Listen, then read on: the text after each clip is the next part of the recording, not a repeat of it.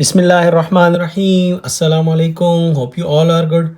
हम पढ़ रहे थे फिज़िक्स का चैप्टर डायनामिक्स 2 और आज की वीडियो में हम डिस्कस करेंगे फ्रिक्शन की types, sliding friction, rolling friction, fluid friction, methods to reduce friction, advantages and disadvantages of friction और बहुत ही इम्पोर्टेंट ग्राफ कॉन्सेप्ट और एग्ज़ाम के लिहाज से स्पीड टाइम ग्राफ एक्सप्लेनेशन, जो कि इसी बुक के अंदर एक पैराशूट जो कि जंप करता है उसकी पूरी जर्नी को एक्सप्लेन करना। वो जस्ट ग्राफ है, वो लॉन्ग में आ सकता है, वो बहुत ही इंपॉर्टेंट है। मैं आपको क्विकली दिखा भी देता हूँ। ये वाला ग्राफ हम एक्सप्लेन करेंगे और लास्ट में हम टर्मिनल वेलोसिटी और फ्रिक्शनल डिसिपेशन भी डिस्कस करेंगे। कॉन्सेप्ट और एग्ज़ाम के पॉइंट ऑफ व्यू से ये तमाम टॉपिक्स बहुत ही इंपॉर्टेंट हैं and I can guarantee you कि अगर आप इस वीडियो को ध्यान से कम्प्लीटली सुनते हैं और देखते हैं तो आपके तमाम कॉन्सेप्ट्स क्लियर हो जाएंगे और आप कॉन्फिडेंटली इन टॉपिक से रिलेटेड एग्ज़ाम में शॉर्ट क्वेश्चंस और एमसीक्यूज़ जो मैं आपको बताऊंगा वो आप अटैम्प्ट कर लेंगे। चलिए स्टार्ट करते हैं। सबसे पहले हम फ्रिक्शन क्या होती है। फ्रिक्शन बेसिकली एक फोर्स का ही नाम है जब जो कि रेजिस्ट कर रही होगी मोशन को of one surface on another, यानी कि जब आपकी बॉडी, एक बॉडी फॉर एग्जांपल मेरे पास कैलकुलेटर है, ये बॉडी जब इस सरफेस के ऊपर ऐसे ये स्लाइड करेगी ये, तो ये फ्रिक्शन है। यानी जो फोर्स जो अपोज करे इस कैलकुलेटर की मोशन को और ये जो पेज था इन दोनों के दरमियान जो फोर्स अपोज कर रही है इसको कि ये मूव ना करे कैलकुलेटर इस डायरेक्शन में, क्योंकि मैं इसको इस तरह मूव कर रहा हूँ ना, तो फोर्स लग रही है in the opposite direction, in this direction. ठीक है, फिर से देखें, दैट रेजिस्ट, ये मोशन फोर्स है, force that resist the motion of one surface. ठीक है, ये रेजिस्ट करेगी मोशन को of one surface on another. ठीक है, अच्छा, अब इसका जो सिंबल यूज़ होता है ना वो होता है स्मॉल एफ, ये आपने याद रखना है और इसका यूनिट जो होगा वो ऑब्वियसली न्यूटन ही होगा और ये याद रखें, ये थोड़ा सा न्यूटन होगा। अच्छा, अब उसके बाद हमारे पास ये एक वेक्टर क्वांटिटी ही होगी। ऑब्वियसली ये एक फोर्स है तो इसकी डायरेक्शन भी होती है हमारे पास।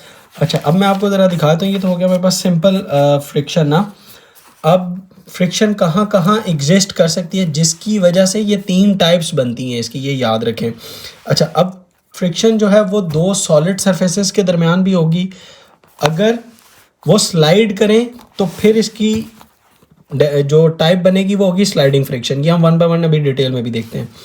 अगर वो दो सरफेस यानी सॉलिड ही हो लेकिन एक राउंड शेप में और एक सरफेस जो है वो दूसरे के ऊपर रोल डाउन करे, फॉर एग्जांपल ये अब जिस तरह यही है और ये ऐसे इसके ऊपर ये देखें ये रोल डाउन करे, तो अब ये रोलिंग फ्रिक्शन होगी। और अगर इसी को मैं ऐसे स्लाइड करवाऊं तो ये स्लाइडिंग फ्रिक्शन होगी। ठीक है, अच्छा, फ्लूइड फ्रिक्शन कब होगी? जब गैस या लिक्विड में से कोई सॉलिड ऑब्जेक्ट मूव करे तो जो उसका एयर रेजिस्टेंस या जो एयर की ड्रैग होगी उसको आप कहेंगे फ्रिक्शन। ठीक है, एयर की रेजिस्टेंस भी याद रखें, ये एक इम्पॉर्टेंट एमसीक्यू भी है कि आप उसे भी फ्रिक्शन ही कहते हैं। ये लिखा हुआ है द फोर्स ऑफ फ्रिक्शन यानी एयर रेजिस्टेंस एक्ट अपवर्ड। अगर कोई बॉडी नीचे की तरफ गिरेगी तो जो air force in the opposite direction force लगाएगी उसको एयर रेजिस्टेंस कहते हैं और वो भी air resistance is a friction. ठीक है, ये याद रखें। ये छोटा सा एक एमसीक्यू भी है, मैंने बाकी इसमें मार्क कर दिए हैं एमसीक्यूज़ वगैरह। अच्छा, ये तो आपको समझ आ गया होगा कि फ्रिक्शन क्या होती है। ऑब्वियसली न्यूटन एक फोर्स ही है जो इन द ऑपोजिट डायरेक्शन लग रही है। अच्छा, इसके बाद है हमारे पास ना थोड़ा सा डिटेल में समझाने के लिए before going into the sliding and rolling friction में जाने से पहले ना स्लाइडिंग फ्रिक्शन को देखते हैं और फिर स्लाइडिंग फ्रिक्शन में ये चीज़ डिस्कस करते हैं कि जो माइक्रोस्कोपिक डिस्क्रिप्शन है ऑफ फ्रिक्शन की ये कैसे यहाँ पे इन्वॉल्व हुई है। मैंने जिस तरह आपको बताया था कि स्लाइडिंग फ्रिक्शन क्या होगी, स्लाइडिंग फ्रिक्शन में सिर्फ आप एक वर्ड यहाँ पे यानी चेंज कर दीजिए, the force that resist the motion of one surface on another when they are slide on one another. ठीक है, जब वो एक दूसरे के ऊपर स्लाइड कर रहे हो। ठीक है, और इसी तरह रोलिंग फ्रिक्शन की क्या होगी, when one body rolls on the another surface, तब जो फोर्स रेजिस्ट कर रही होगी ना motion of one surface on another. ठीक है, समझ आई? तो उसको आप कहेंगे जी वो हमारे पास होगी रोलिंग फ्रिक्शन। अच्छा, ऑब्वियसली जब एक बॉडी दूसरे के ऊपर स्लाइड कर रही हो, फॉर एग्जांपल ये मेरा हाथ है या ये मैं इस कैलकुलेटर को इसके ऊपर ऐसे ये स्लाइड कर रहा हूँ, तो ये मेरे पास स्लाइडिंग फ्रिक्शन है। अब माइक्रोस्कोपिकली देखते हैं कि एक्चुअली में क्या होता है जिसकी वजह से फ्रिक्शन या अपोजिंग फोर्स होती है जो कि एक बॉडी की मोशन को दूसरी बॉडी के ऊपर रेजिस्ट करती है। ये थोड़ा सा इसने ना माइक्रोस्कोपिकली दिखाया। ये देखें, जिस तरह फॉर एग्जांपल एक ये सॉलिड बार है जो इसने एक कलर में दिखाया हुआ है, लाइट ग्रीन सा है और दूसरा लाइट ब्राउन सा है। अब ये दोनों एक दूसरे के ऊपर स्लाइड कर रहे हैं। फॉर एग्जांपल ये पड़ा हुआ होगा, ये रेस्ट पे होगा, और ये दूसरा बार इसके ऊपर ना इस डायरेक्शन में आप फोर्स लगा रहे हैं। तो अब हो क्या रहा है, इसको इसने माइक्रोस्कोपिकली दिखाया है।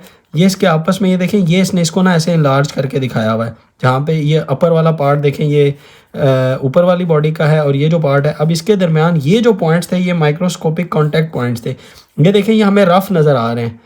जब ये जितने ज़्यादा रफ होते हैं उतने ही आपस में इंटरलॉक होते हैं। आपस में जितने भी रफ सरफेसेस होते हैं उसके माइक्रोस्कोपिकली बेसिकली जो पॉइंट्स होते हैं ना वो इस तरह इंटरलॉक हो जाते हैं आपस में। ये देखें, अब ये फंस जाएंगे, तो इस वजह से रेजिस्टेंस ज़्यादा होगी, यानी एक दूसरे के अंदर जब ये फंसेंगे, लॉक होंगे, तो इसकी एक दूसरे के ऊपर जो इस तरह अपोजिट मोशन होगी वो ज़्यादा, अपोजिंग फोर्स ज़्यादा होगी और ये मुश्किल से एक दूसरे के ऊपर ऐसे स्लाइड होगा। ठीक है, जितना ज़्यादा ये रफ सरफेस होगा उतना ज़्यादा ये इंटरलॉक होगा। ये याद रखें, ये इंटरलॉक हो जाते हैं। अच्छा, फिर क्या होता है, दस the roughness of both surfaces interlock which makes friction. ये की वर्ड है इंटरलॉकिंग, ये इंटरलॉक हो जाते हैं। अच्छा, अब आपने जितनी भी इसकी, अगर आपने इसकी फ्रिक्शन को यानी अपोजिंग फोर्स को कम करना है तो आप इसको थोड़ा सा पॉलिश करेंगे ना, जितना ज़्यादा चमकाएंगे उतनी ज़्यादा इसकी ये जो माइक्रोस्कोपिकली ये जो सरफेस है उतनी ज़्यादा स्मूथ होगी, इंटरलॉकिंग मिनिमम हो जाएगी। और यही चीज़ थी, ये देखें, मेथड्स टू रिड्यूस फ्रिक्शन के अंदर बाय पॉलिशिंग। तो उससे क्या होता है, रफ सरफेसेस बिकम स्मूथ, ठीक है, एंड फ्रिक्शन इज रिड्यूस्ड। उसमें अब ये मैं इसलिए पढ़ा रहा हूँ, अभी ये पढ़ना है हमने, ये इसलिए बता रहा हूँ क्योंकि ये इसके साथ लिंक्ड है। तो ये जो सरफेस है ना इंटरलॉकिंग वाली बेसिकली कम हो जाती है। ठीक है, ये था माइक्रोस्कोपिक डिस्क्रिप्शन ऑफ फ्रिक्शन। ये भी आ सकता है बेसिकली एग्जाम में कि वो आपसे पूछ सकता है कि माइक्रोस्कोपिकली ज़रा डिटरमाइन करें, तो आपने जस्ट ये 2 फिगर्स बनानी है और ये वाली लाइन जो की लाइन है, ये मेन लाइन है, ये लिख दें, आपका आंसर कंप्लीट हो जाएगा। ठीक है। अच्छा, इसके बाद हमारे पास एक और इन्होंने हमें यहाँ पे बताया हुआ है कि sliding friction is the resistance created by, ये डेफिनेशन ही दी हुई है, 2 objects when sliding against each other. तो ये भी एक डेफिनेशन आप देख सकते हैं स्लाइडिंग फ्रिक्शन की। इस तरह मैंने आपको कहा था कि फ्रिक्शन की 3 टाइप्स हैं हमारे कोर्स के अंदर। तो एक हमें ये मिल गई है कि जब एक सरफेस दूसरे के ऊपर स्लाइड कर रहा होता है। ठीक है, इसी डेफिनेशन में आप ये स्लाइडिंग का वर्ड अगर ऐड कर दें, ठीक है, तो आपको ये डेफिनेशन मिलेगी, ये पढ़ लें आप या ये देख लें। ठीक है। अच्छा, उसके बाद ये कंपैरिजन आ जाता है। ये शॉर्ट क्वेश्चन साथ साथ नोट करते जाएं कि कंपैरिजन आता है between the sliding and the rolling friction. ठीक है, ये जो स्लाइडिंग और रोलिंग फ्रिक्शन के दरमियान ना एक शॉर्ट क्वेश्चन आता है कि कंपैरिजन करें इन दोनों का आपस में, वो भी अभी मैं आपको बताता हूँ। अच्छा, फिर उसके बाद इन्होंने एक बड़ा बताया हुआ है कि ब्रेक्स कैसे काम कर रही होती हैं बेसिकली, और ये एडवांटेजेस और डिसएडवांटेजेस के साथ ही है। चलें पहले देखते हैं एडवांटेजेस क्या हैं जी हमारे पास फ्रिक्शन के, और जब इसमें ब्रेक्स का जिक्र आएगा तो फिर मैं इस टॉपिक को लिंक कर दूंगा। Friction is required in many situation, for example friction between the soles of our shoes and the ground helps us walk. ठीक है, यानी कि अगर हमारे चलने में अगर फ्रिक्शन होगी तो हम चल सकते हैं, अदरवाइज हमारा चलना भी मुश्किल है। फ्रिक्शन है तो हम चल सकते हैं। ठीक है, ये याद रखें। और जो हम कहते हैं ना कि इस जूते की ग्रिप बड़ी अच्छी है, यानी मुझे बड़ा कंफर्टेबल हूँ मैं चलने में और मैं स्लिप नहीं कर पा रहा, तो बेसिकली वो जो स्लिपिंग होती है वो फ्रिक्शन कम होने की वजह से या ना होने की वजह से होती है। लाइक वॉशरूम में आपका पानी पड़ा होता है, उसके ऊपर वो ऑब्वियसली टाइल्स होती हैं, वो आगे स्मूथ होती हैं, पानी पड़ा होता है, तो आपके जो चप्पल होते हैं, जो आप सैंडल्स पहनते हैं, वहाँ पे अगर उसके दरमियान फ्रिक्शन रिड्यूस हो जाती है, आप जो ही पाँव रखते हैं वो आप स्लिप कर जाते हैं, जिसकी वजह से आप गिरते हैं। तो हमारा चलना भागना ये सब फ्रिक्शन की वजह से है। ये पहला एडवांटेज है। ठीक है, second one is friction between tyre and the road helps us to drive cars. अगर हमारे पास फ्रिक्शन होगी तो ही गाड़ियां जो हैं वो रोड के ऊपर चल सकती हैं, ये याद रखिए। अगर फ्रिक्शन ना हो तो गाड़ी नहीं चलती। इसकी एक एग्जांपल भी है कि अगर गाड़ी कभी मट्टी में या मड में फंस जाए तो आप देखेंगे वो फ्रिक्शन ख़त्म हो जाती है, अब गाड़ी बेशक टायर घुमाती रहती है लेकिन वो आगे नहीं जा सकती। एक दूसरा, अगर आप कभी मरी या हिली एरियाज़ में जाएं और अगर बर्फ़ पड़ी हो तो आप देखेंगे कि गाड़ी नहीं चल सकती, गाड़ी स्किड करना शुरू हो जाती है, स्लिप करना शुरू हो जाती है, ठीक है। तो बड़े एक्सीडेंट्स भी होते हैं। तो फ्रिक्शन गाड़ी को चलाने में भी हेल्प आउट करेगी, बेशक वो रोलिंग फ्रिक्शन ही क्यों ना हो। रोलिंग फ्रिक्शन में भी हमें फ्रिक्शन रिक्वायर्ड है, ये बात याद रखिए। Third one is friction holds the screw and the nails in the wood. Friction ही होती है कि जिसकी वजह से स्क्रू या नेल्स जो हैं वो वुड में फंसते हैं। यानी फॉर एग्जांपल एक लकड़ी है और आप उसको जब हैमर के साथ अंदर उसको डाल देते हैं तो उसकी जो ग्रिप है बेसिकली वो फ्रिक्शन की वजह से होती है। अगर फ्रिक्शन ना हो तो वो अंदर ग्रिप नहीं करेगा या वो होल्ड नहीं करेगा स्क्रूज के अंदर, ठीक है। ये याद रखें, ये 3 एडवांटेजेस हैं। ये एक शॉर्ट क्वेश्चन है, वो आपको एग्जाम में दे सकता है कि right the advantages of friction. ये एक शॉर्ट क्वेश्चन हो गया। फिर है जी मेरे पास, वो आपको कह सकता है friction can be hindrance for example. अब ये डिसएडवांटेजेस है, इधर लिख लें, ये डिस एडवांटेजेस ऑफ फ्रिक्शन है, ये 3। होगा क्या, जहाँ यानी अब हमें यहाँ पे फ्रिक्शन नहीं चाहिए, इन 3 जगहों पे हमें फ्रिक्शन चाहिए, इसका ये मतलब है। यानी और ये है कि हमें जिन जगहों में फ्रिक्शन नहीं चाहिए वो हमारे लिए नुकसानदेह या हमारी एनर्जी को वेस्ट करिए। Number 1 point, it slows down the moving objects and causes heating of the moving parts in the machinery. Friction की वजह से हमारी जो बॉडी है वो बेसिकली स्लो डाउन करती है, ठीक है, और हमारी या हीट आती है। 2 इसने बातें ना इकट्ठी कर दी हैं। It slows down the moving objects. For example आपने देखा होगा कि अगर कोई गाड़ी जो है वो पहले जो गाड़ियां आ रही होती थी, मैं सेडान की बात कर रहा हूँ, वो तकरीबन ऐसे होती थी, ये ठीक है, ये ऐसे। अगर आप इस तरफ जा रहे हैं तो अब आप देखें कि इसको सारी एयर रोक रही है, तो ये एयर की रेजिस्टेंस भी इसके ऊपर अपोजिशन कॉज कर रही है। तो यानी हम इस गाड़ी को एक्स्ट्रा वर्क करना पड़ेगा, ये एक्स्ट्रा फ्यूल खाएगी समझ लें कि चलने के अंदर, ठीक है। तो ये इसकी रोकेगी इसकी मोशन को। और दूसरा जो इन्होंने बात की ना कि it causes heating of the moving parts in the machinery. तो इंजन जब चलता है आपने देखा होगा कि वो गर्म हो जाता है, वो बेसिकली फ्रिक्शन की वजह से गर्म हो रहा होता है, क्योंकि मूविंग पार्ट्स आपस में स्लाइड कर रहे होते हैं और स्लाइडिंग की वजह से हीट पैदा हो रही होती है। तो ये 2 बातें कर गए हैं एक ही के अंदर। तो मैंने इन दोनों को थोड़ा अलग-अलग कर दिया। बेसिकली मूविंग पार्ट्स यानी इंजन की बात कर रहे हैं जो गर्म हो जाते हैं, और ये बात कर रहे थे यहाँ पे जो मैंने अभी आपको एक्सप्लेन की। तो अब इसको कैसे रिड्यूस किया, देखें, इसको आप रिड्यूस करते हैं। आजकल आप गाड़ियां देखें जितनी भी सेडान आ रही उसको साइड से देखें ना तो वो बिल्कुल ऐसे है, यानी उसका ये जो शीशे वाला पार्ट है और आगे बोनट बिल्कुल ऐसे होता है, ये अब ये उसका जो है वो आ गया, आपका विंड स्क्रीन आ गई, ये भी बिल्कुल ऐसे, और ये गाड़ी ऐसे होती है। तो बहुत ज़्यादा ये स्ट्रीम लाइन होती हैं ये गाड़ियाँ जो अभी आ रही हैं। तो इसकी वजह से भी क्या होता है कि जो एयर ऐसे आती है वो ऐसे चली जाती है, बड़ी स्मूथ होती है, और इससे गाड़ी को एक तो ग्रिप भी मिलती है और गाड़ी उलटती भी नहीं है। और दूसरा, एक्स्ट्रा जो अगेंस्ट द एयर रेजिस्टेंस गाड़ी को वर्क करना पड़ रहा होता है वो भी नहीं होता, ये भी याद रखिएगा। अब ये जो हिंड्रेंस थे वो यहाँ पे रिड्यूस होंगे, ठीक है। एक मैंने करवा दिया, दूसरा देखते हैं। Energy is wasted to overcome friction in the machinery. अब ऑब्वियसली एनर्जी जो है वो बहुत ज़्यादा वेस्ट हो रही होती है क्योंकि फ्रिक्शन को ओवरकम करना है। फिर क्या है जी, प्रोड्यूस करता है wear and tear. Produce wear and tear का मतलब ये है कि वो जगह घिसना शुरू हो जाती हैं बहुत ज़्यादा।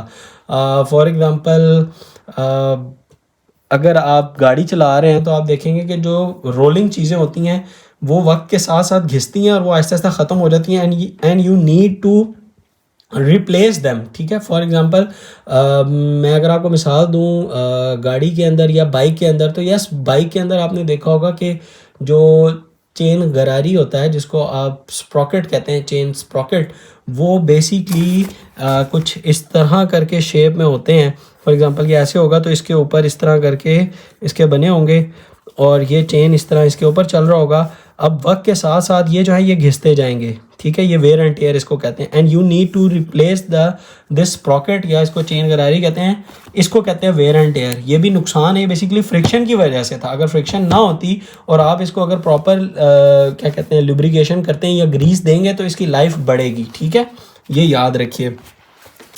फिर है जी, ये जो डिसएडवांटेजेस थे या ये जो हिंड्रेंस थी बेसिकली, उनको आपने कम कैसे करना है। सबसे पहले by polishing. If we polish the rough surface they become smooth and friction is reduced. ये जिस तरह मैंने आपको यहाँ पर भी बताया था स्लाइडिंग फ्रिक्शन के अंदर कि आपने उसको पॉलिश करना होता है ताकि स्लाइडिंग फ्रिक्शन जो है वो कम से कम हो। दूसरा, आप क्या करते हैं, स्लाइडिंग फ्रिक्शन को कन्वर्ट करते हैं रोलिंग फ्रिक्शन के अंदर। अच्छा, वो कैसे कन्वर्ट करेंगे, ये भी एक शॉर्ट क्वेश्चन है, ये भी नोट डाउन कर लीजिए आप कि how we convert sliding friction into rolling friction. तो आपने कहना है by the use of ball bearings, by using ball bearings we can convert sliding friction into rolling friction, ये याद रखें। अच्छा, बाय द वे ये रिड्यूसिंग फ्रिक्शन में हाँ डाल सकते हैं आप, ठीक है।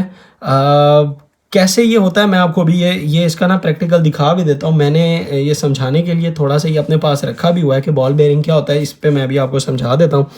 थर्ड वन क्या था जी, बाय अप्लाइंग लुब्रिकेंट्स, आप ऑयल दे दें, ऑयल में यानी लुब्रिकेंट्स में ऑयल या ग्रीस आ जाता है टू द सर्फेसेस, तो क्या होगा, फ्रिक्शन ऑफ सर्टन लिक्विड्स जो है is less than that of the solid surfaces, therefore oil और grease is applied between the parts of the machinery. ये कहाँ अप्लाई होता है जी, आप ये मुझे बताएं। ये होता है आपके इंजन ऑयल जो होता है। अब इंजन ऑयल बहुत ज़्यादा मूव कर रहा होता है, उसका पिस्टन तो उसके अंदर आपने देखा होगा, चाहे गाड़ी हो, चाहे एरोप्लेन हो, कोई भी मूविंग पार्ट जो है, या मोटरसाइकिल का इंजन है, मोटर बाइक का इंजन है, तो उसमें आपने इंजन ऑयल डालना होता है। वो बेसिकली वो यही था, बाय अप्लाइंग लुब्रिकेंट, ठीक है। आप ऑयल डालते हैं, उससे क्या होता है कि आपकी जो फ्रिक्शन है वो कम हो जाती है, और उस फ्रिक्शन के कम होने की वजह से ये वेयर एंड टेयर भी कम हो जाता है। यानी ये जो तीन थे ना, ये बेसिकली हम इधर से ओवरकम कर रहे हैं। अच्छा, अब वो जो मैंने आपको बताया कि अगर कोई part high speed moving object हो, तो एक और भी है यहाँ पे, अगर बहुत कोई हाई स्पीड मूविंग ऑब्जेक्ट हो तो उसकी फ्रिक्शन को हम कैसे कम करते हैं, हम उसको वेज शेप में बनाते हैं। जैसे ये बनाया हुआ ना मैंने, ये भी ऑलमोस्ट वेज शेप था। अब फॉर एग्जांपल अगर मैं आपको बोट्स का बताऊं, तो अगर बोट्स को आप ऊपर से देखें तो आपको बोट्स ऐसे नज़र आएंगे, बिल्कुल ऐसे, ठीक है। अब वो क्या होगा कि जब ये इस डायरेक्शन में चलेगी तो इधर से पानी इस तरह कट आउट होगा आपस में, ठीक है। ये भी फिर उसके बाद जो आपके वेरी हाई स्पीड जो आपने देखा होगा एरोप्लेन्स हैं, एरोप्लेन्स भी बिल्कुल आगे से ऐसे पॉइंटी होते हैं। अब इसकी इतनी स्पीड नहीं होती, इसलिए ये इतना पॉइंटी है। अब जो फाइटर जेट प्लेन्स होते हैं उसमें आपने देखा होगा कि वो बिल्कुल ऐसे आगे से ना बिल्कुल ऐसे नैरो होता है, बिल्कुल ऐसे पतला सा एक वो लगा होता है, बिल्कुल। यानी इसका ये और इसके लिए वो अपनी एप्लीकेशन के ऊपर ऐसे करके बना होता है। फाइटर जेट को अगर आप साइड से देखें ऐसे, तो बिल्कुल आगे से ऐसे पॉइंटी होता है। वो भी इसलिए कि एयर जब आए तो वो इधर से ऐसे, ठीक है, स्ट्रीमलाइन बनाया आपस में।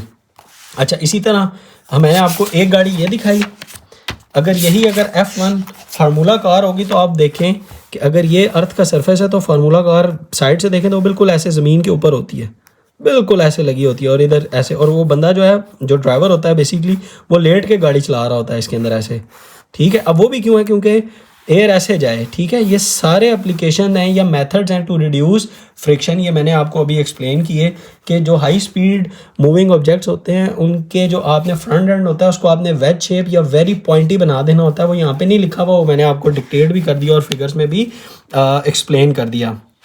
अच्छा, ब्रेक्स जो आप अप्लाई कर रहे होते हैं वो भी फ्रिक्शन में ही आ जाता है, ये याद रखें। और इसका एक एडवांटेज ये लिखा हुआ है कि आप जो ये जैसे इसने एक एग्जांपल भी दी है कि साइकिल को अगर आपने रोकना हो तो ये ना, इसका एक किस्म का एक ब्रेक शू लगा होता है।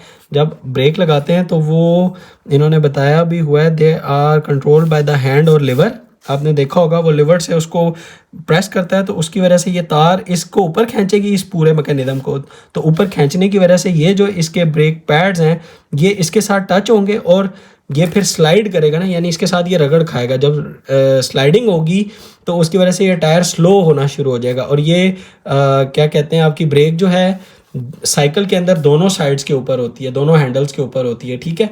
एक अगले टायर के लिए और एक पिछले टायर के लिए, दोनों टायर्स के ऊपर होता है, जिसकी वजह से आपकी जो गाड़ी है वो स्लो डाउन हो जाती है ड्यू टू द फ्रिक्शन। ये भी एक एडवांटेज था यहाँ पे। अच्छा, ये हमारे पास बेसिकली एडवांटेजेस, डिसएडवांटेजेस और मेथड्स टू रिड्यूस फ्रिक्शन जो है वो ऑलमोस्ट कवर हो चुका है। इसके जितने भी इंपॉर्टेंट MCQ शॉर्ट क्वेश्चन थे वो मैंने आपको बता दिए, ये भी याद रख लें। ये भी शॉर्ट क्वेश्चन है, ये सारे सेपरेट सेपरेट अलग-अलग आपसे शॉर्ट क्वेश्चन कर सकते हैं। अच्छा, वो मैं आपको ये बता रहा था कि ये कैसे, अभी आ गया मेरे पास नेक्स्ट टॉपिक रोलिंग फ्रिक्शन, और इसमें हम देखते हैं कि कैसे स्लाइडिंग फ्रिक्शन कन्वर्ट होती है जी रोलिंग फ्रिक्शन के अंदर। जैसे ये एक अलग से शॉर्ट क्वेश्चन भी था, ये मैंने नहीं मेंशन किया, ये भी देख लें कि how sliding friction converted into rolling friction. तो आपने कहना है by the use of ball bearings. अब मैं आपको ये बॉल बेरिंग्स दिखा भी देता हूँ। ये है जी पॉलिशिंग, ये बॉल बेरिंग, ये है जी लुब्रिकेंट। ये पिछले टॉपिक के फिगर्स हैं।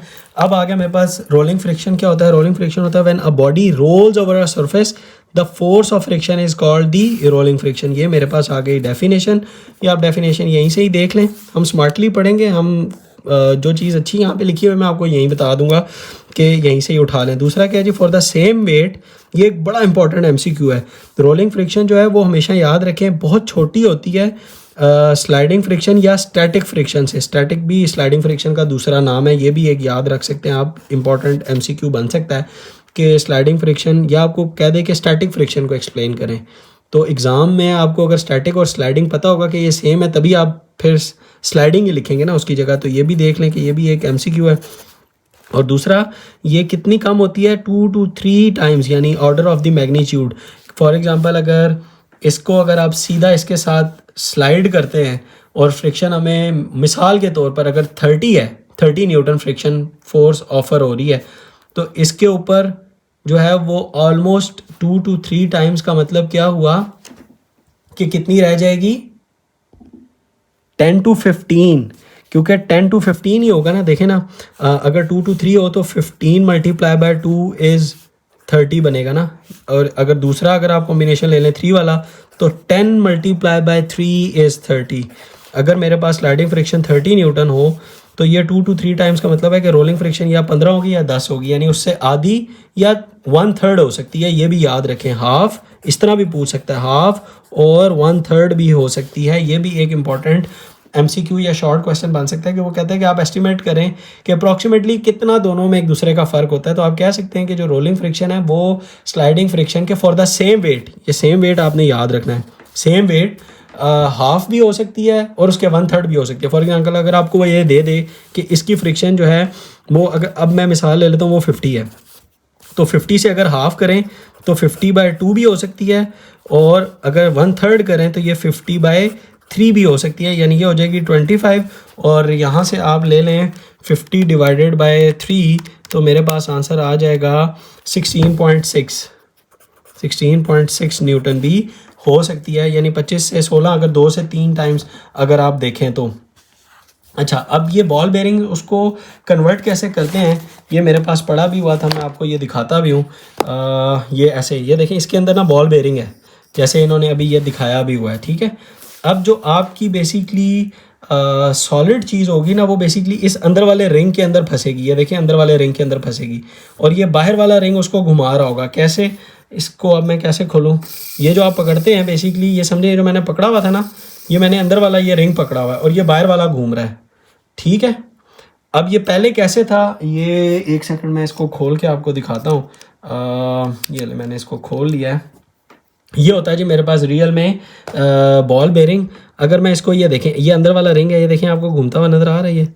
या अगर मैं इस अंदर वाले को पकड़ लूँ, अब ये गौर से देखें, ये मैंने अब अंदर वाले रिंग को पकड़ लिया, और ये देखें ये बाहर वाला घूम रहा है। अब अंदर वाला, ये वाला जो रिंग है ना, ये जिसके ऊपर अभी मैं पेन फेर रहा हूँ, ये देखें, ये अंदर वाला, ये जो घूम रहा है अभी ये, ठीक है। इसके अंदर आप इनर रॉड को ऐसे ग्रिप कर लेते हैं, ऐसे, ये ऐसे हो जाता है, ये इसको ऐसे पकड़ लेता है, और बाहर वाला उसको ये ऐसे घूमता है। तो this is how sliding friction converted into, ये देख लें, रोलिंग फ्रिक्शन में ये देखें, ये ऐसे ये कन्वर्ट हो जाती है। देखें, अब मैंने अंदर वाला पकड़ा हुआ है और बाहर वाला घूम रहा है। This is how you convert the sliding into rolling. अगर ये ना होता ना ये, तो फिर ये ऐसे घूम रहा होता, मतलब अगर ये मैंने ऐसे, ये मेरा ऐसे है, ये मैंने जिस तरह दोनों हाथ रख के दिखाए हैं, तो ये ऐसे घूम रहा होता है, यानी ये ऐसे, ये देखें ऐसे, ये बाहर वाला ऐसे घूम रहा होता। तो ये सारी ये आपस में स्लाइड कर रहा होता है। और ये जिस तरह ये पार्ट था, ये फॉर एग्जाम्पल मैंने ये रखा हुआ ना, अब ये देखें, ये अब सही समझ आएगा आपको। ये देखें, ये ऐसे घूम रहा है, ये देखें, ये मैं घुमा रहा हूँ। एक मिनट, मैंने इसको फोकस किया हुआ था, वो हटाता हूँ पहले। आप देखें, ये घूम रहा है। अब ये दोनों घूमने की वजह से क्या होगा, वेयर एंड टेयर इधर होगा, ये देखें, इधर वेयर एंड टेयर होगा सारा, यानी ये जगह भी घिसेगी, ये भी घिस रहा होगा, तो ये स्लाइडिंग है ना, देखें स्लाइड कर रहा है एक दूसरे के ऊपर। लेकिन इसके और इसके दरमियान में मैं क्या करूँगा, मैं ये बॉल बेयरिंग रख दूंगा और ये वाली जो पार्ट है, ये वाला जो पार्ट है ये इसके अंदर फंस जाएगा, और ये जो मेरा ये बाहर वाला पार्ट है ये इसको ऐसे पकड़ेगा, ये बाहर से ऐसे, और ये कन्वर्ट हो चुका है स्लाइडिंग इनटू रोलिंग फ्रिक्शन। समझ आई आपको? मैंने डिटेल थोड़ा सा कोशिश की है कि आपको इससे समझ आ जाए। अब ये जिस तरह अब ये मैं इसको पकड़ लूँ तो ये देखें बाहर वाला ये घूम रहा है, अब ये स्लाइडिंग रोलिंग में कन्वर्ट हो चुका है, देखें अब ये घूम रहा है। ठीक है, तो ये थी बेसिकली प्रैक्टिकल एप्लीकेशन जिसके साथ हमने इसको कन्वर्ट किया स्लाइडिंग फ्रिक्शन को रोलिंग फ्रिक्शन के अंदर, जो कि उसके तकरीबन 2 to 3 टाइम्स, यानी जो स्लाइडिंग है वो 2 to 3 टाइम्स ज़्यादा होगी और जो रोलिंग है वो 2 to 3 टाइम्स कम होगी। अच्छा, अब मेरे पास आ जाता है जनाब फ्लूइड की friction. For example fluid friction क्या है मेरे पास, मैं लिखता हूँ। अच्छा, फ्लूइड फ्रिक्शन ये है कि मेरे पास अगर एक लिक्विड हो, इस तरह ये सारा लिक्विड, और इसमें से कोई ऑब्जेक्ट ऐसे नीचे की तरफ आए, तो ये लिक्विड जो इसको रोकेगा कि नीचे आने से बेसिकली, तो ये जो फ्रिक्शन होगी इसको आप कहेंगे कि ये फ्लूइड फ्रिक्शन है। ठीक है, कि उसमें से गुजरते हुए वो जो अपोजिशन फोर्स है जो इसको इस तरफ लग रही होगी। ठीक है, अब इस फोर्स को, यानी ये जो फ्लूइड की फ्रिक्शन होती है बेसिकली, इसका भी एक ना स्पेशल नाम है। जो फ्लूइड की फ्रिक्शन होती है ना, इसका स्पेशल नाम है मेरे पास ड्रैग फोर्स। यानी आप कह लें कि फ्लूइड फ्रिक्शन को आप क्या कहते हैं जी, ड्रैग फोर्स। ये आप बात याद रखें। अच्छा, अब ये फ्लूइड कितने टाइप के होते हैं मैं आपको ये भी बता देता हूँ। फ्लूइड बेसिकली 2 टाइप्स के होते हैं। हमारे ज़हन में हम जब भी फ्लूइड को समझते हैं ना, तो फ्लूइड के ज़हन में हमारा आता है कि वो लिक्विड ही सिर्फ फ्लूइड है। आप याद रखें, गैस भी फ्लूइड है, याद रखना है आपने, gas is also a fluid. ये भी एक इम्पॉर्टेंट MCQ है, ये आपने याद रखना है कि गैस भी फ्लूइड है, क्योंकि गैस भी जो है फ्लूइड की। चले मैं आपको डेफिनेशन बता दूं, फिर आपको खुद ही पता चलेगा कि गैस कैसे फ्लूइड है। अच्छा, फ्लूइड की डेफिनेशन ये है कि फ्लूइड होता है कि जो कि बेसिकली जिसके मॉलिक्यूल जो हैं आप जोड़ के रखें बाय वीक फोर्सेस, और दूसरा वो फोर्स लगा रहे हो वॉल्स ऑफ द कंटेनर के ऊपर। So both the liquids are and gases are fluids. MCQ as they can flow, ये फ्लो भी कर सकते हैं, and can force exert force on the walls of the container. तो जो गैस है वो भी वॉल ऑफ द कंटेनर के ऊपर जो है वो फोर्स लगाती है, और दूसरा गैस भी फ्लो कर सकती है, इस तरह एयर भी फ्लो करती है ना। तो एयर में से जो आपकी बॉडी गुजरती है, जो एयर रेजिस्टेंस है, जिस तरह मैंने शुरू में आपको बताया था, उसको एयर रेजिस्टेंस को भी आप फ्रिक्शन कहते हैं, और उसका जो नाम है वो यहाँ पे ड्रैग फोर्स होगा। ठीक है, अच्छा, अब ये मैंने आपको बहुत ही डिटेल में ड्रैग फोर्स जो है वो क्लियर कर दिया। और एक छोटी सी चीज़ और भी अगर इसमें मैं देखूं तो ये डेफिनेशन भी लिखी हुई है। What is a drag force? कहता है जी, retarding force experienced by an object moving through a fluid. Obviously जब एक फ्लूइड में से जो रिटार्डिंग फोर्स ऑफ जो फ्लूइड होगी, यानी जो उस फ्लूइड को गुजरने से अपोज करेगी इन द अपोजिट डायरेक्शन, तो उसको आप फ्लूइड की फ्रिक्शन कहेंगे या आप ड्रैग फोर्स कहेंगे। ठीक है, अच्छा, अब उसके बाद ड्रैग फोर्स किस किस चीज़ के ऊपर डिपेंड करती है। एक लॉ है जो यहाँ पे इस बुक में नहीं है, मैं वैसे आपको बता देता हूँ फॉर योर इंटरेस्ट। उसको कहते हैं जी स्टोक्स लॉ। स्टोक्स लॉ जो है वो कैलकुलेट करता है हमारा ना ड्रैग फोर्स। वो कहता है जी ड्रैग फोर्स यानी F ऑफ D, यानी D for drag, F of force is equal to, ये इक्वल टू होता है 6 पाई ईटा RV। ठीक है, 6 पाई ईटा, ये बहुत ही इंपॉर्टेंट है। अब इसको मैं लिंक करता हूँ इस फार्मूले को, अगर आप ज़हन में रखेंगे ना तो ये एक शॉर्ट क्वेश्चन आपका यहाँ से क्लियर हो जाएगा। वो कहता है कि जी ड्रैग फोर्स जो है वो डिपेंड करती है, number 1, size, shape and orientation of the object. ये जो साइज, शेप एंड ओरिएंटेशन है ना, ओरिएंटेशन से मुराद ये कि आपने उसको किस शेप में रखा हुआ है। फॉर एग्जांपल अगर आप यही कैलकुलेटर है, अगर मैं इसको हवा में ऐसे छोड़ूंगा, ऐसे नीचे की तरफ, तो ये इसके पूरे इस सरफेस के ऊपर एयर जो है वो फोर्स लगा रही होगी। ठीक है, लेकिन जब मैं इसको ऊपर से इस डायरेक्शन में नीचे छोड़ूंगा तो सिर्फ इस हिस्से के ऊपर एयर जो है अपोजिशन फोर्स लगा रही होगी। तो इसकी ओरिएंटेशन पे भी ऑब्वियसली अब आपको समझ आ गया, ओरिएंटेशन पे भी डिपेंड करती है। उस पार्ट को ये वाला आर कवर कर रहा है, ठीक है, यानी रेडियस। ठीक है, एक चीज़ पहले पार्ट को, और दूसरा क्या था, type, properties of the fluid. अच्छा, ये जो size, shape, orientation of object था ना, ये वो था जो बेसिकली इस फ्लूइड में से गुजर रहा है, यानी इसकी ओरिएंटेशन जो पहला पॉइंट है ऑब्जेक्ट की। दूसरा जो पॉइंट है वो है फ्लूइड की प्रॉपर्टीज। और यानी इस फ्लूइड की प्रॉपर्टी में आ जाता है आपके पास विस्कोसिटी। विस्कोसिटी के लिए ये है मेरे पास विस्कोसिटी, ठीक है। और अब आप देखें कि शहद की जो विस्कोसिटी है वो ज़्यादा हाई है। तो अब आप पानी में से अगर एक ऑब्जेक्ट को गुजारें और एक हनी में से एक ऑब्जेक्ट को गुजारेंगे, फेंकें, तो आप देखेंगे कि हनी ज़्यादा रेजिस्टिव फोर्स लगा रहा होगा। क्यों? क्योंकि उसकी विस्कोसिटी ज़्यादा है तो ड्रैग फोर्स ज़्यादा है। देखें डायरेक्ट रिलेशन है ना। ये था मेरा सेकंड पॉइंट, ठीक है, कि टाइप या प्रॉपर्टीज़ वो मैंने आपको एग्जैक्ट बता दिया कि वो विस्कोसिटी है। Third one is speed of the object relative to the fluid. Speed कितनी है उस ऑब्जेक्ट की जो उसमें से मूव कर रहा था, और वो ये था वेलोसिटी, यानी ये speed of object, orientation, size, shape of the object, और ये था जी प्रॉपर्टीज ऑफ फ्लूइड। और ये दो कांस्टेंट है, और इन सबको मिलाएं तो ये हमारे पास था जी स्टोक्स का लॉ, जो कि एग्जैक्ट ड्रैग फोर्स कैलकुलेट करके आपको दे देता है। अच्छा, इन्होंने एक शॉर्ट क्वेश्चन भी दिया हुआ है नीचे इसी साइज, शेप और ओरिएंटेशन के लिहाज से, कि एक स्विमर या स्काई डाइवर कैसे मैनिपुलेट करता है ड्रैग फोर्स को, यानी ओवरकम करता है। मैनिपुलेशन से मुराद कैसे ओवरकम करता है, उसने कहा जी कैसे करता है, by changing their effective size. आपने देखा होगा स्विमर जो है जब वो अपने उस प्लांक के ऊपर आते हैं, जब उन्होंने डाइव करनी होती है नीचे पानी में, तो वो अपने आप को रोल कर लेते हैं। रोल करने के बाद ऐसे ऐसे अपने आप को स्ट्रेच करते हैं, ठीक है। उधर एक और फिनोमिना भी लग रहा होता है, लेकिन यहाँ पे उसने इस तनाजुर में बात कर दी है। And orientation by bending and twisting and stretching है, ये स्टार्चिंग लिखती है, स्ट्रेचिंग देयर बॉडी पार्ट्स। बाद में वो अपने आप को वापस खोलता भी है। They allow them to manipulate drag force and thereby allowing them to control the speed and direction of motion. अब वो आपको कह सकता है कि हाउ, सवाल क्या होगा, short question, sky divers and swimmers control the speed and the direction of motion. जब आपके पास जो है ड्रैग फोर्स भी लग रही हो, तो आपने क्या कहना है, by changing their effective size and orientation by bending, twisting and stretching, ये गलत लिखा हुआ है, stretching their body parts, they allow them to manipulate the drag force, और इस वजह से उनको कंट्रोल आ जाता है। अच्छा, यहाँ तक हमारा एक क्वेश्चन कंप्लीट हुआ। इसके बाद ना ये टर्मिनल वेलोसिटी का टॉपिक हमारा शुरू होता है, और ये बहुत ही इंपॉर्टेंट ग्राफ एक्सप्लेनेशन के लिए इस साल मुझे लगता है कि लॉन्ग में आ सकता है कि ये इस तरह ग्राफ को ज़रा आप एक्सप्लेन करें, और इस पूरी जर्नी को या ये ड्रॉ करने के लिए आ सकता है, वो जर्नी आपको दे दे, या ये ड्रॉ करके कह सकता है कि इसको ज़रा सा एक्सप्लेन कर दे। तो ये करते हैं। इससे पहले ये ना एक बड़ा ही दो शॉर्ट क्वेश्चन बहुत ही इंपॉर्टेंट यहाँ पे पड़े हुए हैं, जो कि एक आम ड्राइवर के माइंड में होते हैं, और एक मिसकंसेप्शन है, वो मैं ज़रूर क्लियर करना चाहता हूँ। एक मिसकंसेप्शन तो यह है कि मैं चले आपसे पहले सवाल पूछता हूँ। एक ये टायर है, साइड से मैं टायर को देख रहा हूँ, और एक ये टायर है। अब आप मुझे ये बताएं, ये साइड से मैं देख रहा हूँ इस टायर को, इस तरफ से नहीं, इस साइड से देख रहा हूँ। अब मुझे बताएं कि इस टायर का ये बेस एरिया और इस टायर का ये बेस एरिया, यानी ये चौड़ा टायर है, ठीक है। अब मुझे ये बताएं कि किसकी जो है, अब मुझे गाड़ी चलानी है, किसकी ग्रिप ज़्यादा अच्छी होगी। इस टायर के साथ अगर मैं गाड़ी चलाता हूँ तो ग्रिप अच्छी होगी, या इस टायर के साथ अगर मैं गाड़ी चलाता हूँ तो ग्रिप अच्छी होगी, ठीक है।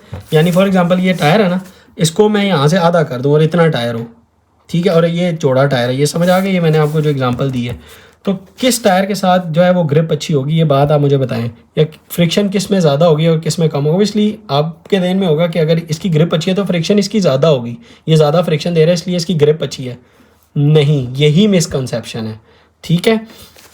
ये देख लें, the friction is same for narrow and wider tyres of the same weight. ये याद रखें कि टायर की मोटाई से या उसके पतले होने से, नैरो होने से फ्रिक्शन सेम रहेगी, यानी ग्रिप सेम होगी। ये बात याद रखिए। जो मिसकंसेप्शन है ना, जो ड्राइवर गाड़ी चलाते हैं और आपके बड़े जो होंगे उनको आपने ये चीज़ बतानी है कि आज आपने ये चीज़ सीखी है कि गाड़ी की टायर के चौड़े होने की वजह से ग्रिप अच्छी नहीं होगी, ठीक है। ये एक है, वो किस चीज़ के ऊपर बेसिकली, वो अगर गाड़ी का टायर चौड़े होने से, हाँ, जो ग्रिप अच्छी होती ज़रूर है, लेकिन वो फ्रिक्शन की वजह से नहीं होती, ठीक है। वो किस वजह से अच्छी होती है वो मैंने मार्क किया हुआ है। वो अच्छी होती है because friction does not depend on the area of the contact, ठीक है। फ्रिक्शन डिपेंड नहीं करता एरिया ऑफ कॉन्टैक्ट के ऊपर। The wider tyre simply spreads the weight of the car over more surface area, thereby reducing heat and wear, ठीक है। उससे क्या होता है कि जब आपका टायर चौड़ा होता है ना, तो जो गाड़ी का पूरा वेट है बेसिकली वो तो जो आपका चौड़ा वाला टायर था ना उसके ऊपर ज़्यादा अच्छे से स्प्रेड होता है, ठीक है, मोर सरफेस एरिया आपको मिल जाता है। तो जितना सरफेस एरिया ज़्यादा होगा, चौड़े टायर का सरफेस एरिया ज़्यादा है ना, इसका कम है, तो उससे क्या होगा, हीट और वेयर कम हो जाएगा। यानी वेयर एंड टेयर की बात कर रहे हैं, जो यहाँ पे वेयर एंड टेयर था, ठीक है। तो उसकी वजह से ये वेयर कम हो जाएगा और हीट कम हो जाएगी, इसकी वजह से ग्रिप अच्छी होगी। एक मिसकंसेप्शन क्लियर हो गया, होगा ज़रूर मोटे टायर से अच्छा, लेकिन बिकॉज ऑफ द फ्रिक्शन नहीं होगा, क्योंकि वो गाड़ी के पूरे टायर को स्प्रेड कर रहा है अच्छे से। ये आप लिख भी सकते हैं, जो गाड़ी के पूरे टायर की वजह से जो वेट ऑफ कार है, वेट जो है वो अच्छे से स्प्रेड होता है। ये देख लें, उस स्प्रेड की वजह से, ये मैं आपको हिंट दे रहा हूँ, लिख के दे रहा हूँ, स्प्रेड अच्छा हो जाता है और स्प्रेड की वजह से आपका जो हीट है वो बेसिकली रिड्यूस कर जाती है, ठीक है, या वेट स्प्रेड होता है। और मोर सरफेस एरिया लिख लें इसके बाद, ताकि आपको एग्ज़ाम में याद रहे, मोर सरफेस एरिया। और मोर सरफेस एरिया की वजह से हीट रिड्यूस हो जाती है एंड वेयर एंड टेयर भी कम हो जाता है, वेयर भी कम हो जाता है, ठीक है।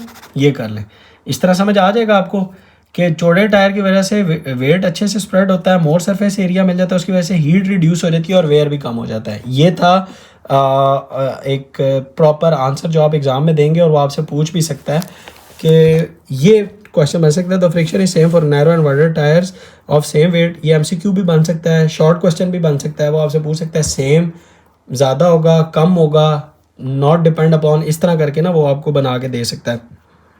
अच्छा, दूसरा क्या था कि ये जो फ्रिक्शन के ऊपर सॉरी जो आपके टायर्स होते हैं उसके ऊपर ये जो ट्रेड्स होते हैं, ट्रेड से मुराद ये कि वो जो डिज़ाइन से इस तरह करके बने होते हैं, मैं इसी के ऊपर चले बनाता हूँ, इसी टायर के ऊपर इस तरह करके वो जो डिज़ाइन से बने होते हैं उसको ट्रेड्स कहते हैं ना। तो कहता है कि क्या इन ट्रेड्स की वजह से भी ग्रिपिंग अच्छी होगी, ये दूसरा मिसकंसेप्शन है।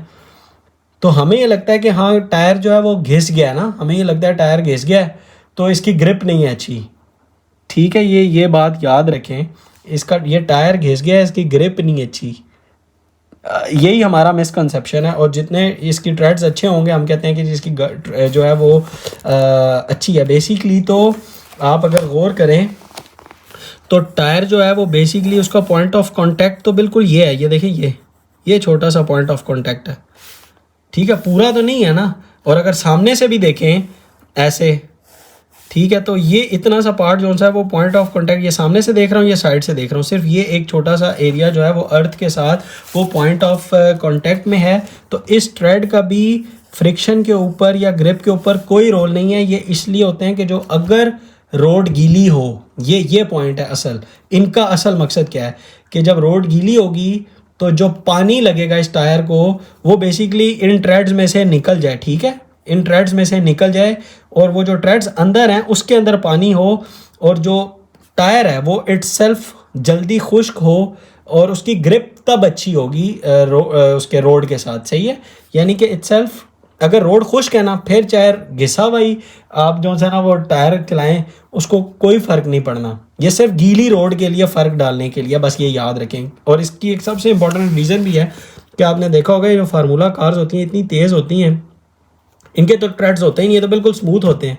क्यों? क्योंकि वो मेक श्योर करते हैं कि ये जो रेस है ये खुश्क ट्रैक के ऊपर होगी, ठीक है, इसलिए इसके जो ट्रेड्स नहीं होते, सही है। लेकिन हमने जो गाड़ियों के को ऑल सीज़न ऑल वेदर्स के लिए करना होता है तो इस वजह से इसके ट्रेड्स बनाए जाते हैं ताकि बारिश का पानी जो है वो इसको ना करे। ये दूसरा शॉर्ट क्वेश्चन था, ये भी बहुत इंपॉर्टेंट है और मिसकंसेप्शन है, मैंने क्लियर कर दी, इसको आप पढ़ लेते हैं। सिमिलरली ट्रेड्स या tractions on the tyre does not increase friction, again ये इंपॉर्टेंट एमसीक्यू, ये शॉर्ट क्वेश्चन है। These treads are much larger compare to the microscopic roughness which lock the contact surface together and produce friction while sliding।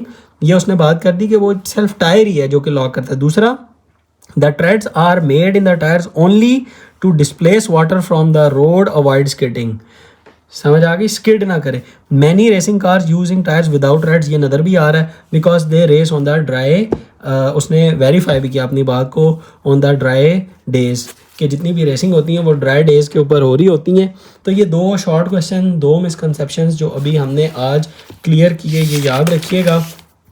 अच्छा, अब आ जाता है मेरे पास जनाब last topic और हम वापस आते हैं ये जो speed time graph of parachute jump है इसको एक्सप्लेन करना है।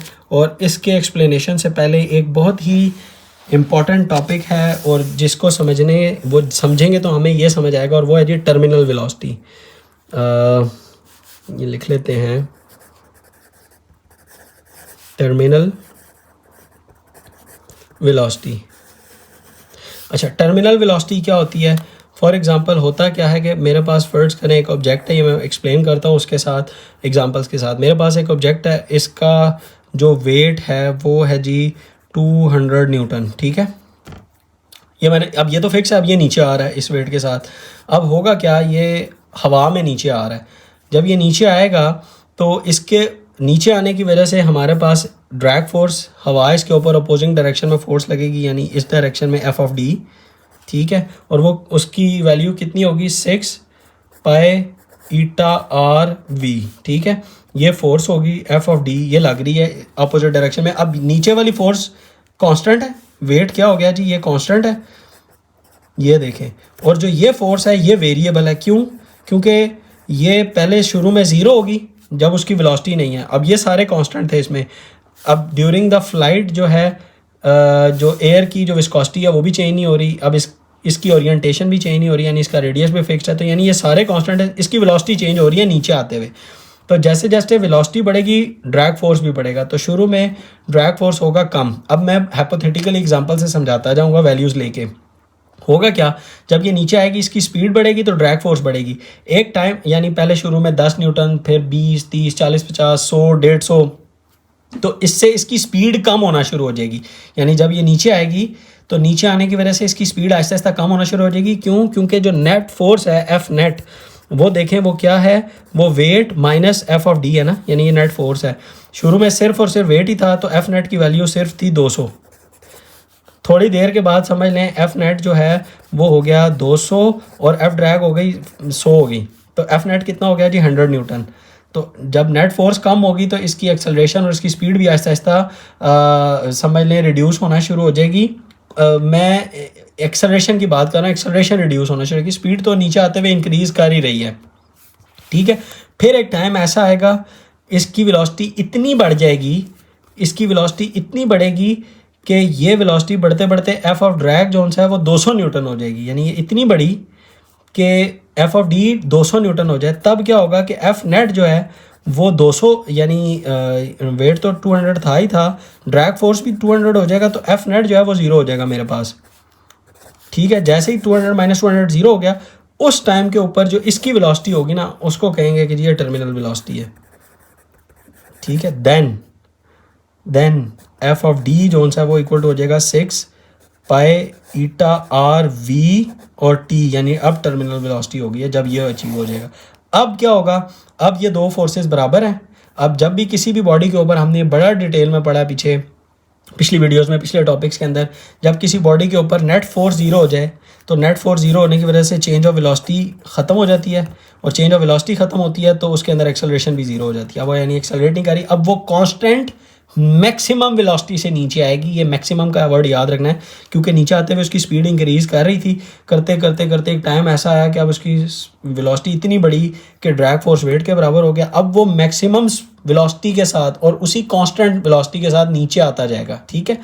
ये आपको मैंने समझा दिया, ये टर्मिनल वेलोसिटी। अब इसकी डेफिनेशन देख लें और वर्ड याद रखें, द मैक्सिमम और कांस्टेंट, ये दो की वर्ड हैं इसके, वेलोसिटी, ठीक है।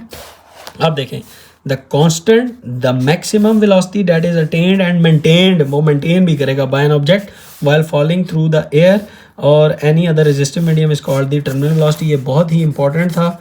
अच्छा, अगर अब आपको ये समझ आ गया ना टर्मिनल वेलोसिटी, तो अब आपको ये ग्राफ समझ आएगा। अब होगा क्या, अब मैं ये रिलेट करता हूँ इस ग्राफ के साथ, ये ग्राफ भी रखता हूँ यहाँ पे और एक पेज लेता हूँ, चलें यहीं पे ही ना, इसको बल्कि नया पेज ले लेते हैं, इसको समझाने के लिए अच्छा टॉपिक है तो इधर लेते हैं हम हमारे पास। अच्छा, ये मेरे पास आ गया, चलो इधर ही कर लेते हैं, ये इस पेज में जगह इतनी है नहीं। अच्छा, होगा क्या, इसको थोड़ा सा पहले मैं ओवरव्यू करता हूँ कि ये है क्या। इस ग्राफ के अंदर बेसिकली एक ये पैरा ट्रूपर है, ये जंप करते हैं ऊपर से किसी जहाज़ से नीचे, और नीचे आते रहते हैं बग़ैर पैराशूट खोले, ठीक है। जब पैराशूट खुलता है इनका, पहले एक ही स्पीड से नीचे आते रहते हैं और एक्सेलरेट करते रहते हैं। फिर एक टाइम आता है, सेम एक टाइम आता है, इसको समझ लें ये पैरा ट्रूपर है, ये नीचे आते हैं। एक टाइम आता है कि इस पैरा ट्रूपर का जो वेट है वो ड्रैग फोर्स के बराबर होता है। फिर वो कांस्टेंट वेलोसिटी के साथ नीचे आते रहते हैं, यानी अब वो पहली टर्मिनल वेलोसिटी अचीव हो गई। फिर अब वो कांस्टेंट मैक्सिमम देखें, द मैक्सिमम वेलोसिटी के साथ अब वो नीचे आते रहते हैं। अब देखें वेलोसिटी चेंज नहीं कर रही, ठीक है, स्टडी हो गई। फिर अब एक टाइम पे यानी नीचे आते हुए वो अपना पैराशूट ओपन करेंगे। पैराशूट ओपन करने से क्या होगा, उनकी स्पीड सडनली ड्रॉप करेगी। ये देखें, सडनली स्पीड ड्रॉप करेगी, क्योंकि इधर वेलोसिटी था, इधर टाइम है। सडनली ड्रॉप करेगी, और जब पैराशूट ओपन कर लेंगे फिर अब वो कांस्टेंट वेलोसिटी के साथ दोबारा, यानी फिर एक कांस्टेंट वेलोसिटी अचीव करेंगे, दोबारा कांस्टेंट वेलोसिटी यानी सेकंड टर्मिनल वेलोसिटी, और वो ये पॉइंट होगा। और यहाँ से लेकर यहाँ तक वो दोबारा टर्मिनल वेलोसिटी से नीचे आएंगे, और सडनली जैसे ही वो हिट करेंगे ग्राउंड को तो उनकी वेलोसिटी ज़ीरो हो जाएगी, ठीक है। ये पूरी जर्नी थी। अब इसको one by one break down करके देखते हैं। यानी कि मैं इस पूरे को ना आपको अपने ही पेज के ऊपर ना ब्रेक करके समझाता हूँ। और दूसरा, इसके कुछ इंपॉर्टेंट ऑब्जेक्टिव्स हैं, वो भी याद रख लें कि जो टर्मिनल स्पीड होती है ना इन एयर, ये अबाउट 53 मीटर पर सेकंड होती है, या 190 किलोमीटर पर आवर होती है फॉर ह्यूमंस। ये याद रखें, क्योंकि एवरेज जो पैरा ट्रूपर होता है उसका जो उनके जो वेट्स होते हैं वो या मैस जो होते हैं वो बराबर ही होते हैं तकरीबन। हेल्दी, आपको पता है ये जितने भी होते हैं हेल्दी होते हैं, 80-75 यही इनका मास होता है। तो उससे अगर आप वेट निकालें और उस वेट से अगर आप देखें तो उन्होंने देखा है कि एक कॉमन वैल्यू निकाल ली है, यानी ये ऑल है फॉर ह्यूमंस है, कि जो फर्स्ट टर्मिनल वेलोसिटी होगी, यानी जब वो अचीव कर सकते हैं नीचे आते हुए, वो होगी 53 मीटर्स पर सेकंड, यानी एक सेकंड के अंदर वो 53 मीटर्स तय कर रहे होंगे। या अगर किलोमीटर पर आवर में देखें तो 190 किलोमीटर पर आवर की स्पीड से वो डिस्टेंस कवर करे होंगे, इतनी हाई स्पीड होगी। यानी आपने देखा ना गाड़ी चलाते हुए जब 100 की स्पीड से ट्रैवल कर रहे हो तो कितनी स्पीड होती है, वो भी किलोमीटर पर आवर में होती है। तो ये 190 किलोमीटर पर आवर की स्पीड से ये पैरा जो है ये ट्रूपर ये नीचे आ रहे होते हैं। और जब ये ओपन करते हैं तो ओपन करने के बाद भी इन्होंने एक एवरेज स्पीड दी हुई है कि सेकंड टर्मिनल वेलोसिटी वो 5 मीटर पर सेकंड से 10 मीटर पर सेकंड है, और जबकि इस एग्जांपल के अंदर वो 8 मीटर पर सेकंड है। यानी यहाँ पे रेंज दे दी, और इस स्पेसिफिक एग्जांपल के अंदर वो 8 मीटर पर सेकंड है, इधर तो उतनी है 53 मीटर पर सेकंड। अच्छा, अब ना इसको थोड़ा सा बना लेते हैं, और इससे रिलेटेड आपको एग्ज़ाम में क्वेश्चन कैसे आ सकते हैं, वो टाइम कैसे देख सकते हैं और आप इसको देख कैसे सकते हैं। पहले मैं ज़रा आपको यही वाला रियल टाइम केस के अंदर एक्सप्लेन करके अपने पेज के ऊपर ना एक्सप्लेन करता हूँ कि वो क्या है, और फिर इसको देख लेते हैं। ये ज़रा थोड़ा सा ऐसे रख लेते हैं। अच्छा, फॉर एग्ज़ाम्पल अब मैं पॉइंट्स ड्रॉ करता जाऊँगा। समझ लें एक एरोप्लेन है ये, या वो जहाज़ का वो पॉइंट है जहाँ से वो गिरते हैं नीचे। अब वो नीचे आ रहे हैं, आहिस्ता आहिस्ता आहिस्ता आहिस्ता उनकी स्पीड बढ़ रही है। अब स्पीड बढ़ रही है, स्पीड बढ़ते बढ़ते बढ़ते बढ़ते एक पॉइंट ऐसा आएगा जहाँ पे उनकी स्पीड मैक्सिमम अचीव हो गई, ठीक है। उसके बाद वो इसी मैक्सिमम स्पीड से, अब ये वो फर्स्ट टर्मिनल वेलोसिटी अचीव हो गई, यानी VT अचीव हो गई, ये मैं अचीव लिख रहा हूँ। अब इसी के साथ मैं ये साथ साथ ड्रॉ करता हूँ इधर वेलोसिटी टाइम ग्राफ। अब देखें, शुरू में जब वो ऊपर से नीचे गिरेंगे तो उनकी वेलोसिटी क्या होगी बताएं, 0 होगी ना, तो ऐसे जाएगा। अब नीचे आते हैं वेलोसिटी इंक्रीज कर रही है, वेलोसिटी इंक्रीज करेगी, फिर एक टाइम आएगा ये वाला पॉइंट, यानी अब इस पॉइंट को मैं A नाम दे देता हूँ, इधर A नाम दे दिया मैंने, जब फर्स्ट VT अचीव हुई है। अब इसका मतलब ये है कि वो आ नीचे ही रहे हैं, ये यानी उनकी डाउन टुवर्ड्स द अर्थ जो उनसी है ना वो मोशन मैंने दिखाई हुई है। अब उसके बाद इसकी अचीव हो गई टर्मिनल वेलोसिटी, अब वो कांस्टेंट वेलोसिटी के साथ नीचे आ रहे हैं, ये नीचे आ रहे हैं, नीचे आते रहते हैं, और उसके बाद वो फिर उनका एक पॉइंट आता है जिस पे वो अपना पैराशूट ओपन करते हैं, ठीक है, ठीक है। और ये आपके पास होगा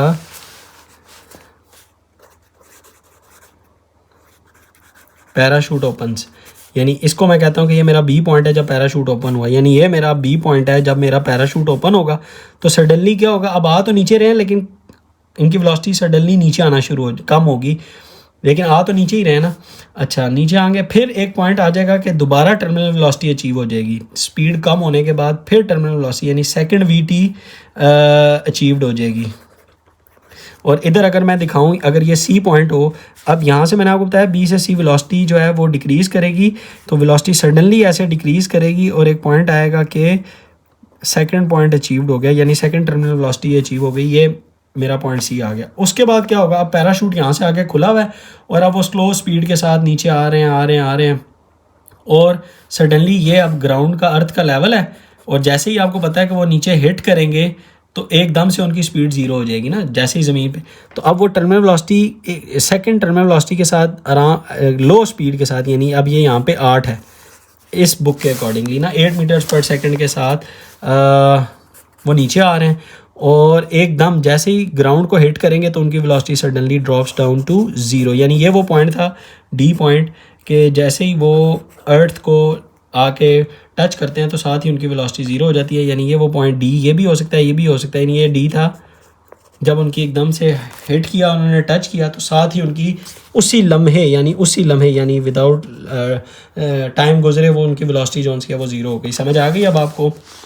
अब इस बुक के ऊपर जो अगर आप देखें तो ये जो टाइम है बेसिकली ये बनता है ऑलमोस्ट 20 से थोड़ा सा पीछे, यानी 19 सेकेंड्स जर्नी है इनकी, यानी 19 सेकंड यहाँ से लेकर यहाँ तक 19 सेकंड्स तक वो नीचे आते रहते हैं पहले, फिर 19 सेकंड के बाद उनकी टर्मिनल वेलोसिटी अचीव होती है और पैराशूट ओपन करते हैं 46-47 सेकंड्स के ऊपर। ये देखें, ये नज़र आ रहा है, ये जो मैं देखता हूँ ये लिखा भी हुआ 47 सेकंड के ऊपर, यानी ये जो है ये टोटल 47 है, ठीक है। यानी 47 माइनस 19 करेंगे तो मेरे पास वो टाइम आएगा 18 सेकंड्स का जिस पे वो टर्मिनल वेलोसिटी के साथ वो नीचे आ रहे थे, यानी यहाँ तक टोटल टाइम 47 सेकंड्स गुजर चुका है, ठीक है। उसके बाद 47 सेकंड पे जब पैराशूट ओपन करते हैं तो सेकंड टर्मिनल वेलोसिटी अचीव होती है तकरीबन 52 सेकंड्स के ऊपर, ठीक है।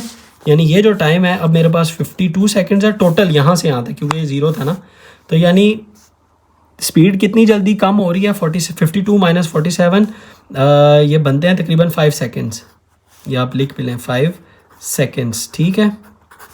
अच्छा, उसके बाद वो कितनी देर तक आते रहते हैं, ये आ रहे हैं जनाब वाला 65, 66, 67 आप कर लें, चले ऑब्वियसली 67 कर लें टोटल, यानी टोटल जो उनका जब ऊपर से गिरे और ज़मीन तक टच करने तक जो उनका पूरा जो जर्नी का टाइम था वो 67 सेकंड्स था, ये याद रखना है। यानी ये जो है 67 सेकंड्स के ऊपर वो टच कर रहे हैं, यहाँ पे 52 सेकंड्स हैं।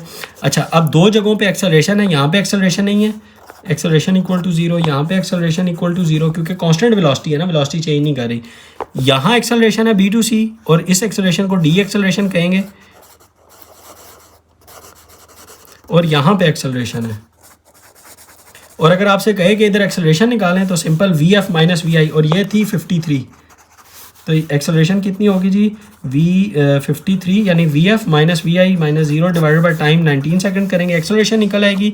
इधर की अगर डी एक्सेलरेशन कहेंगे तो फाइनल वेलोसिटी कितनी थी जी, 8 माइनस 53, यानी 8 माइनस 53 डिवाइडेड बाई टाइम कितना था जी, 52 माइनस 40 सेकेंड, 52 माइनस 47, तो मेरे पास इसका आंसर जो भी आएगा वो डी एक्सेलरेशन होगी, ऑब्वियसली वो नेगेटिव में आएगी, ठीक है। इसका आंसर जो भी है वो नेगेटिव में आएगा और वो आप निकाल लें।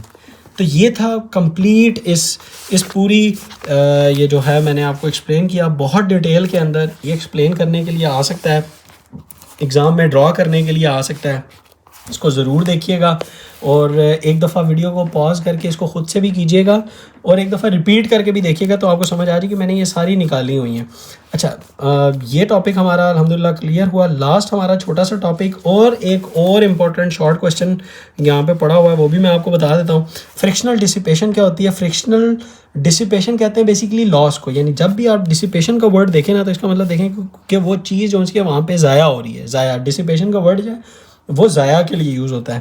तो कहता है dissipative force decreases the mechanical energy in a system, यानी मैकेनिकल एनर्जी को ज़ाया कर रहा होता है, डिक्रीज कर रहा होता है, और यही फ्रिक्शनल डिसिपेशन थी जो कि ये बात लिखी हुई थी, it slows down the moving object and cause hitting of moving parts, ठीक है, यही फ्रिक्शनल डिसिपेशन है, सही है।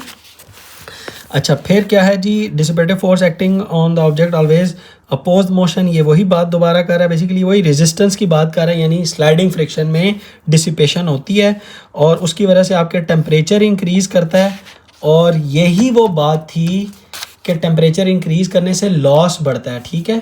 तो आपने देखा कि जब हम चौड़ा टायर यूज़ करते हैं तो हीट रिड्यूस करती है, ठीक है। ये देखें, यही बात है ना कि जब हम चौड़ा टायर यूज़ करते हैं तो हीट रिड्यूस कर रही होती है। ये मैं सारी चीज़ें इसलिए साथ साथ मिला रहा हूँ ताकि जब आप एक टॉपिक देखें, मैं टॉपिक को इस तरह पढ़ाता हूँ और डिज़ाइन करता हूँ एक वीडियो को कि वो एक जैसे टॉपिक हो सारे। अब यहाँ से एक नया टॉपिक शुरू हो रहा है तो इसलिए यहाँ तक ही आज की वीडियो होगी। सेंटीमीटर फोर्स से आगे एक अलग टॉपिक है तो उसकी एक अलग वीडियो है, यानी सेम टॉपिक्स की एक वीडियो होगी, वो चाहे जितनी मर्जी अब वो लंबी हो जाए। इसलिए मैं एक तरह के टॉपिक को एक वीडियो के अंदर कवर करता हूँ। तो अब उसी वीडियो के अंदर जितने भी इंपॉर्टेंट क्वेश्चंस आपस में लिंक कर रहे होते हैं वो बताने ज़रूरी होते हैं। अच्छा, उसके बाद क्या है जी, sky diver safety depends on the air resistance as a dissipative force. ये याद रखें, स्काई डाइवर जितने भी होते हैं ये उनकी सेफ्टी डिपेंड कर रही होती है रेजिस्टेंस के ऊपर एज अ डिसिपेटिव फोर्स, क्योंकि वो उनको स्लो डाउन भी कर रहे होते हैं, ठीक है। फिर उसके बाद है जी रबिंग हैंड्स, ये भी डिसिपेटिव फोर्स की वजह से है, क्योंकि आपकी जो फ्रिक्शन की वजह से ये मैं जो रगड़ रहा हूँ ये एनर्जी है, मेरी मैकेनिकल एनर्जी जो मेरी बॉडी के अंदर है, ठीक है, वो कन्वर्ट हो रही है हीट एनर्जी के अंदर। फ्रिक्शन की वजह से mechanical energy converts into heat, ठीक है, जिसकी वजह से इंजन मैंने आपको बताया ना गर्म होता है। अच्छा, ये भी यही लिखी हुई है कि आप जब रगड़ते हैं अपने हाथ को आपस में रब करते हैं एक दूसरे के ऊपर तो आपको सेंसेशन ऑफ वार्मथ जो है वो फील होती है। एक ये भी शॉर्ट क्वेश्चन है।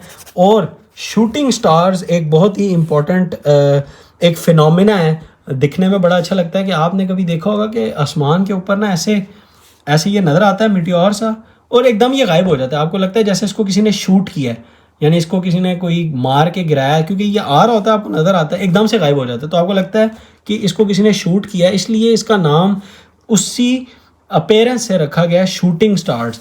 अच्छा, वो होता क्या है बेसिकली, शूटिंग स्टार्स का फिनोमिना होता क्या है, जैसे ही अब ये खला में जो पत्थर है वो ना आ रहे होते हैं ज़मीन की तरफ ना, ये अब अर्थ है, अब ये उसका एटमॉस्फेयर है। अब वो जो है वो मीटियोर वो आता है ऐसे ना ज़मीन की, जैसे ही अब इससे बाहर आपको पता है कि वो वैक्यूम है सारा, यानी एयर है नहीं।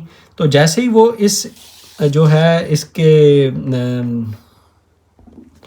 एटमॉस्फेयर में दाखिल होते हैं ये मीटियोर, तो एक एयर रेजिस्टेंस ऑफर होना शुरू हो जाती है। उससे क्या होता है कि अब मैं इस मीटियोर को थोड़ा सा ऐसे चले इधर ही बड़ा कर देता हूँ। ये मीटियोर थोड़ा सा ये बड़ा दिखाया एटमॉस्फेयर के अंदर दाखिल होगा तो ये एयर जो इसके आगे है ना ये कंप्रेस करना शुरू है, क्योंकि इसकी स्पीड बहुत ज़्यादा होती है ना, तो ये अपने आगे वाली एयर को कंप्रेस करना शुरू करेगा। उस कंप्रेशन की वजह से यहाँ पे एयर जो है वो हीट अप होना शुरू हो जाएगी आगे वाली, उनके ये ऐसे कंप्रेस करता जाएगा।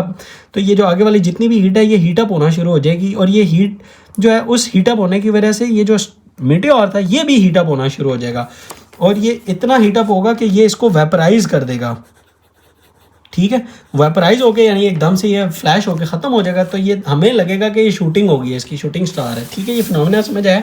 अब इसको देख लें कि वो आपसे कह सकता है कि शूटिंग स्टार क्या फिनोमिना है, तो आप इसमें लिख सकते हैं when they flow through the atmosphere, यानी जब एटमॉस्फेयर में दाखिल होते हैं, meteors are heated and they glow, तो वो ग्लो करते हैं ना पहले, यानी ये आपको इस तरह ये जो नज़र आ रहा है ये ग्लो करते हुए नज़र आ रहे हैं, हीट की वजह से ये ग्लो करते हैं पहले। फिर क्या होता है, meteor compress air in front of it, the air heats up in turn heating the meteor, the intense heat vaporizes most meteors creating what we call shooting stars. ये बहुत ही इंपॉर्टेंट है, शॉर्ट क्वेश्चन आ सकता है exam में। अल्हम्दुलिल्लाह हमारा आज का ये टॉपिक कंप्लीट हो चुका, तमाम शॉर्ट क्वेश्चंस MCQs मैंने आपको एक्सप्लेन किए। फिर भी अगर कोई बात, कोई टॉपिक, कोई चीज़ समझ नहीं आई तो आप कमेंट कर दें और मैं इसका आंसर कर दूंगा। वीडियो को लाइक कर दें, अपने दोस्तों के साथ शेयर कर दें, और मज़ीद कॉन्सेप्ट्स के लिए चैनल को सब्सक्राइब कर दें। मिलते हैं next interesting topic centripetal force और चैप्टर को कंप्लीट करने के लिए नेक्स्ट वीडियो में। अल्लाह हाफिज़।